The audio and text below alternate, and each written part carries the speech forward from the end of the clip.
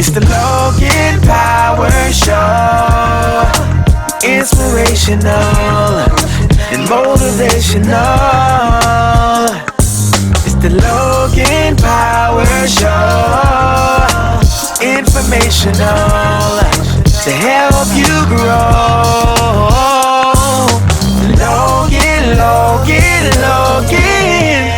Logan Power Show. And now the host, Calvin Logan.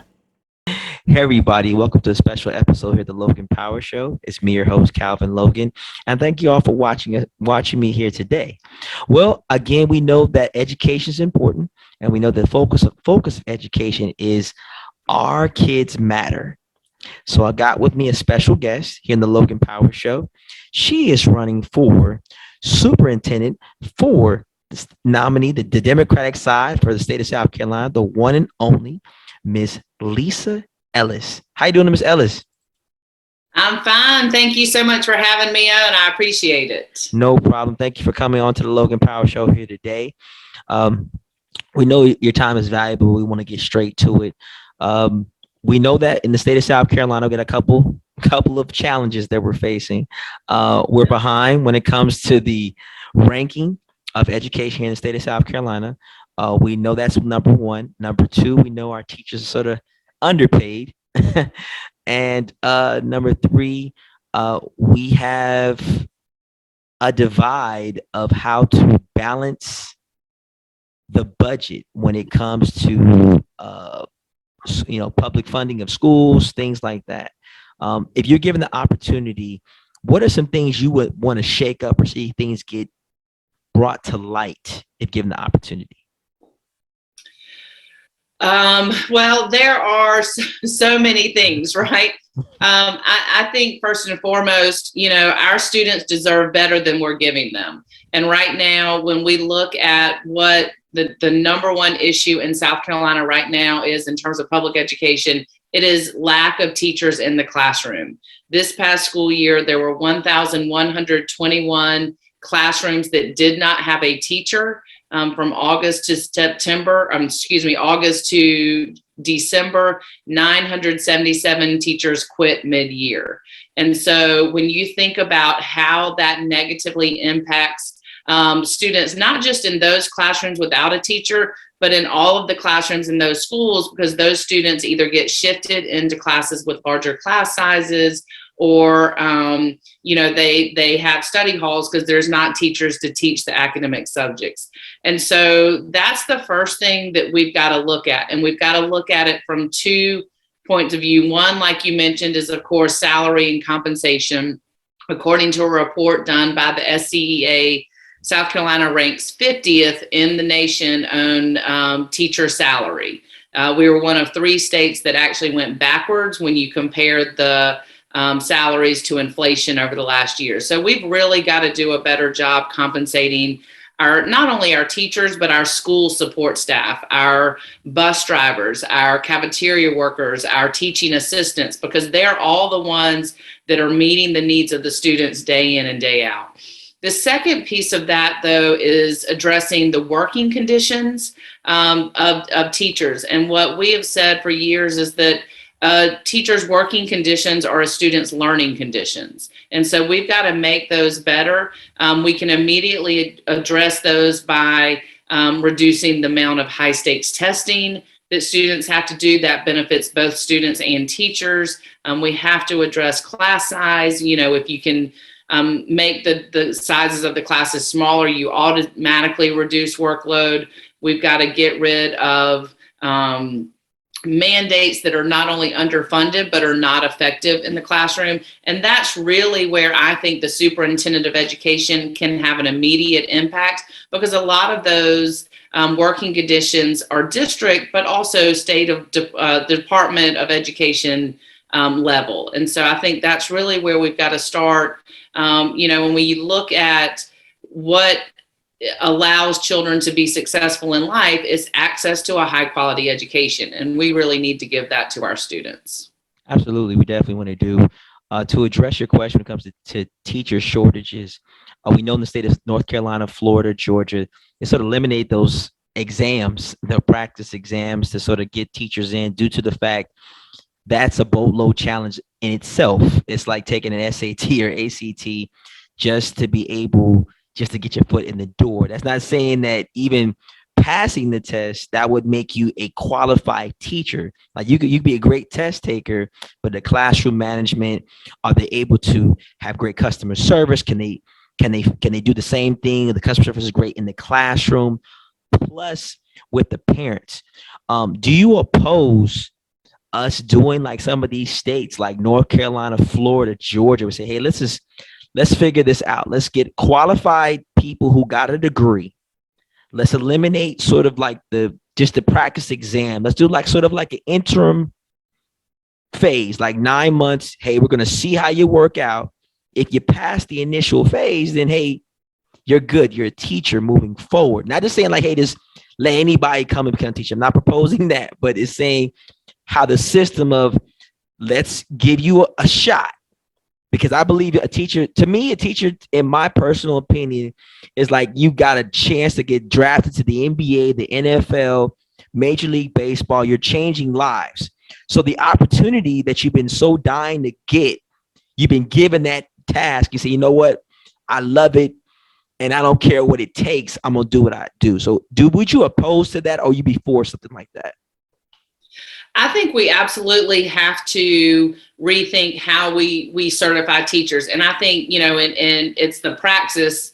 It's a high stake test, like we've said for years, that don't show growth in students. It's the same thing with teachers. A praxis high stakes test does not determine whether or not you're a good teacher. And so, I think we absolutely have to rethink that, because what we've got right now is we have teachers, like you said, that want to be a teacher, have passed all the coursework, have passed their practicums and their student teaching. And the one thing that's holding them back is that passing the standardized test.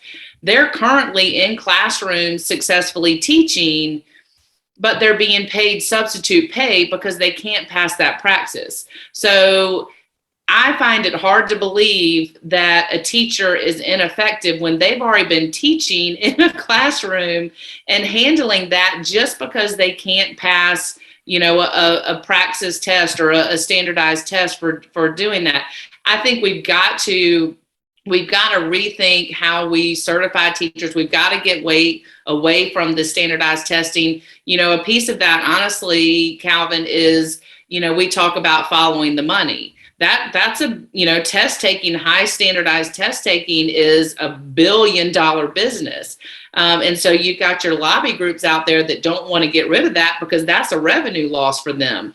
But does that qualify you to be a great teacher? Absolutely not. And we need to stop making it difficult, particularly for those teachers that want to come in, want to do right, because teaching is hard. I mean, it's hard, and there's an art and a science to it, and we've got to, those teachers that want to come in, we've got to make it available for them to come in and not be so narrow-minded in how we certify teachers.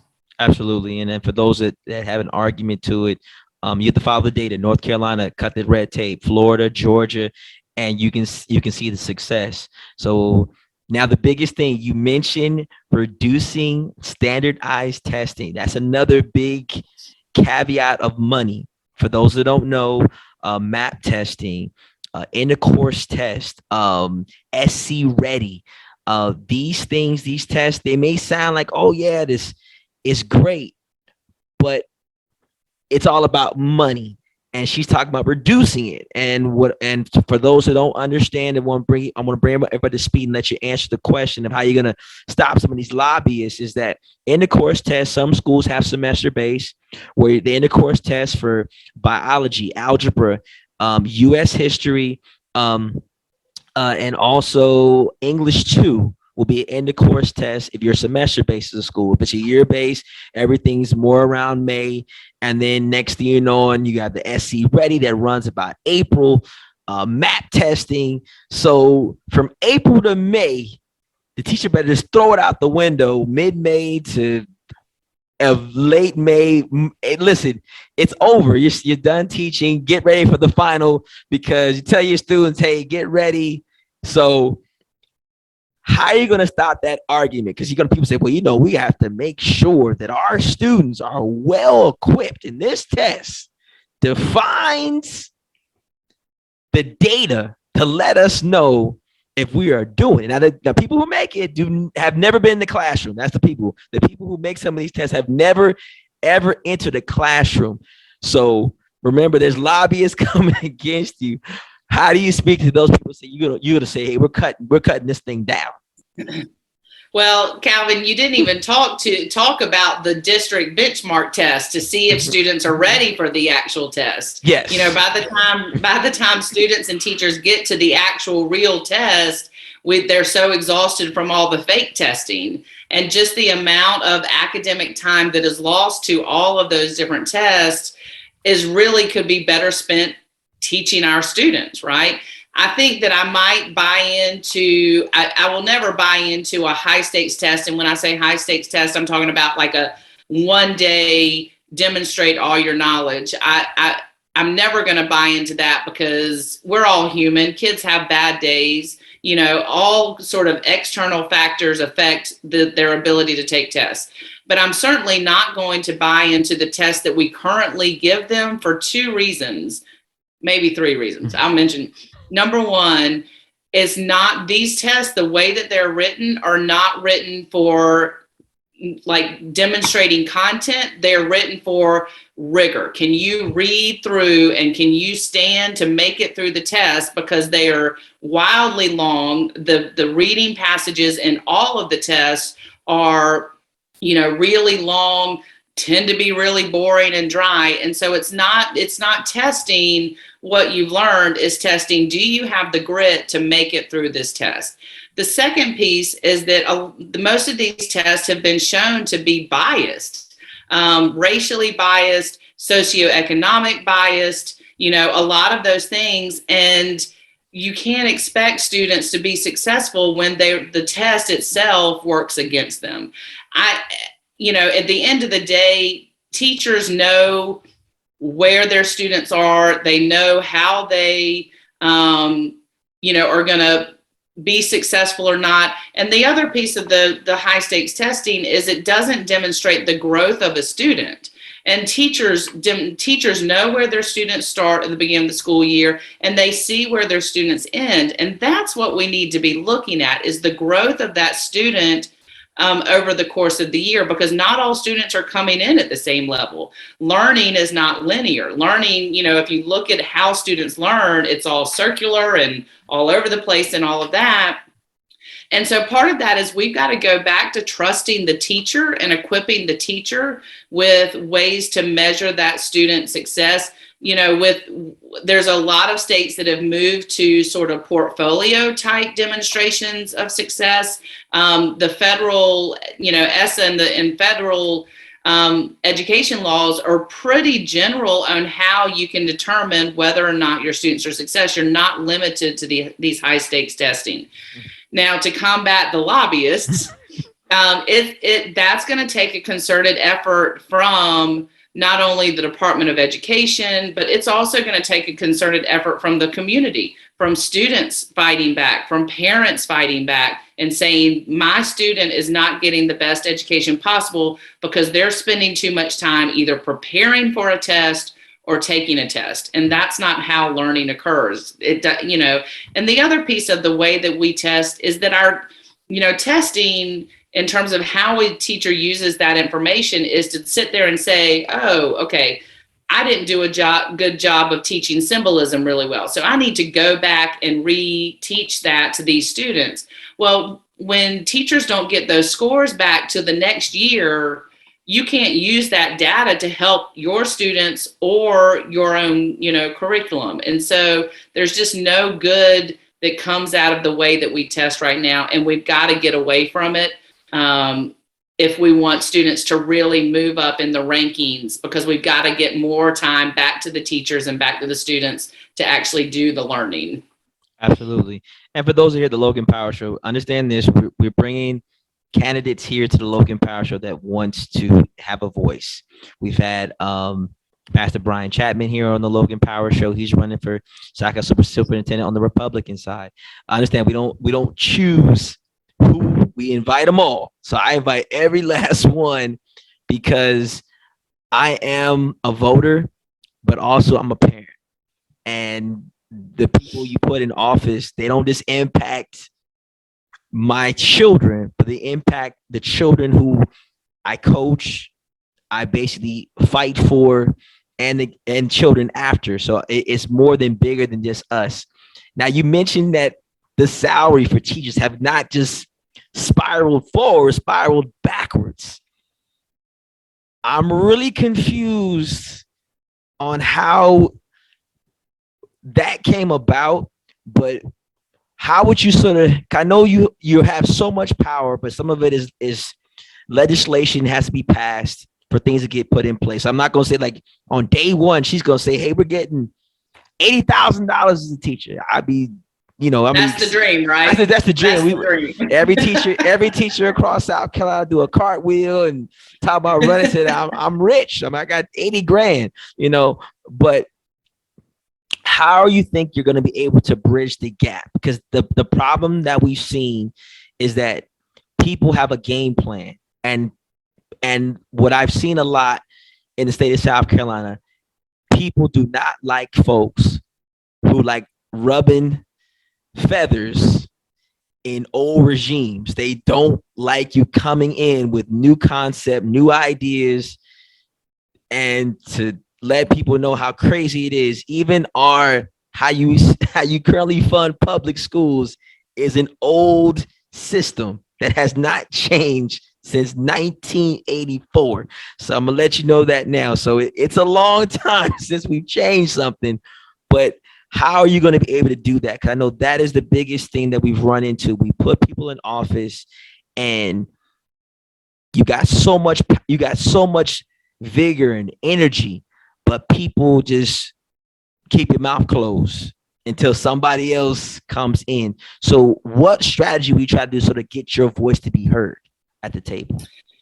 Yeah, that's a great question. I think the role of superintendent of education naturally lends that seat at the table. And as sort of the leader of public schools and the 800 some odd thousand students and, close to 45,000 teachers, that message and that narrative coming out of that department has to be focused on teacher recruitment and retention. Again, going back to the early conversation about kids needing access to high quality teachers. And so I think that, from the role of superintendent of education, you create that narrative, you say, this is our priority, we need your help, because it does come from the General Assembly and the appropriations budget. And you focus on the why. I think for too long, you mentioned the funding hasn't changed since 1984, but really the way that we look at teaching as a profession hasn't changed since probably the 1960s, where, it still is a predominantly female profession. But when you look back at the history of education in the United States, teachers have always been paid when they decided to industrialize teaching and public education for all. Horace Mann, one of the founders of education, said, well, let's hire women. We can pay them half as much. And so, it goes all the way back to the early 1900s. And you had the women working for half as much, and they were working often as a second income, right? And so that's not the case in 2022. The majority of the women in South Carolina are the breadwinners, right? And so you've got to make that salary competitive, not only against other education and other school districts, but against all industries, right? Because it used to be, again, historically, women didn't have access to different professions, right? You were really limited in what you could do now. And so, if a female really liked science, her option to stay in science was to be a science teacher. Well, now she can go and work in a lab. She can go on to become a college professor. She can go to, go up into space. The possibilities are endless. And yet our salaries haven't connected that we are no longer just competing within the education realm. We're now competing against every other profession that exists out there. And you've got to make, if you're trying to recruit young people coming out of college to come in and teach, you've got to make that starting salary competitive. Right now in South Carolina, the starting salary for a first year teacher is $36,000. Now, they just opened on I-95. They just opened a Buc-ee's truck stop. I don't know if you know about Buc-ee's, but it's a big, big deal. Well, that assistant manager position is starting out between $40,000 and $45,000. So, if I'm straight out of college and I've got student loans to pay, I've got housing I've got to cover, that's a no-brainer to not choose the teaching. And then on the other end, we've got to compensate our veteran teachers who have stayed in the profession, who are providing mentoring for those young teachers who are taking on more responsibilities to help. We've got to just push that compensation up all the way.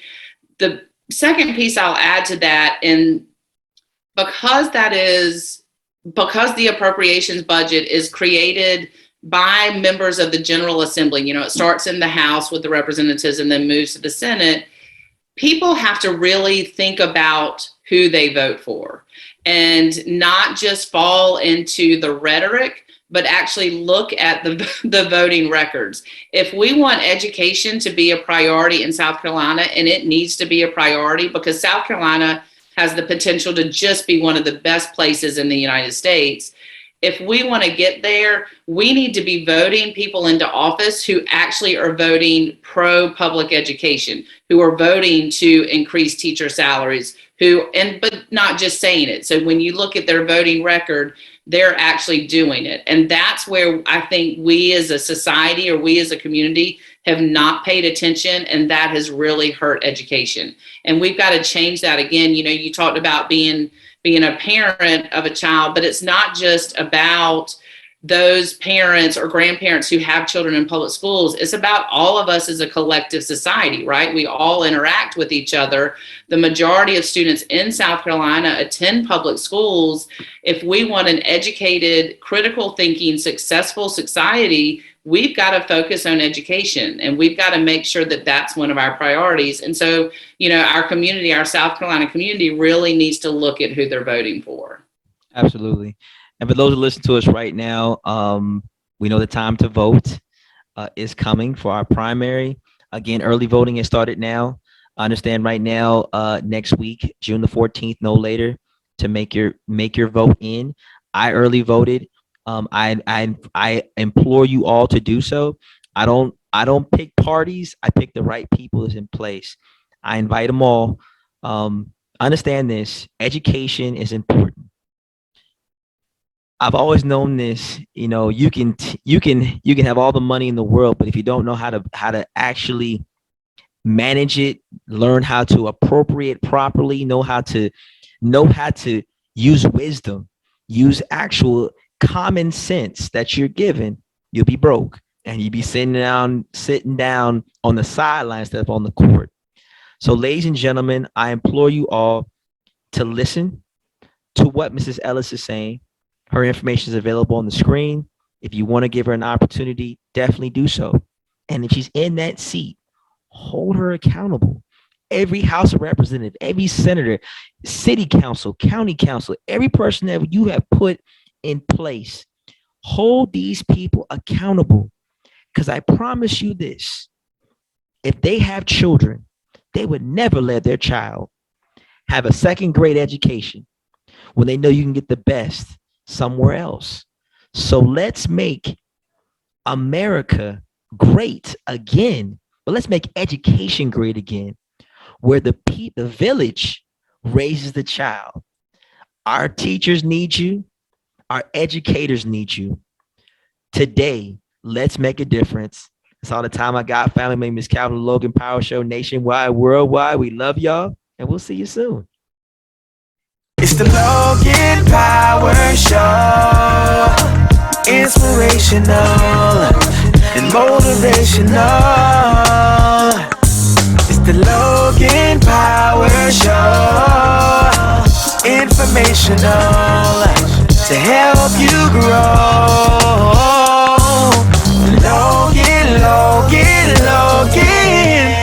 Logan Power Show.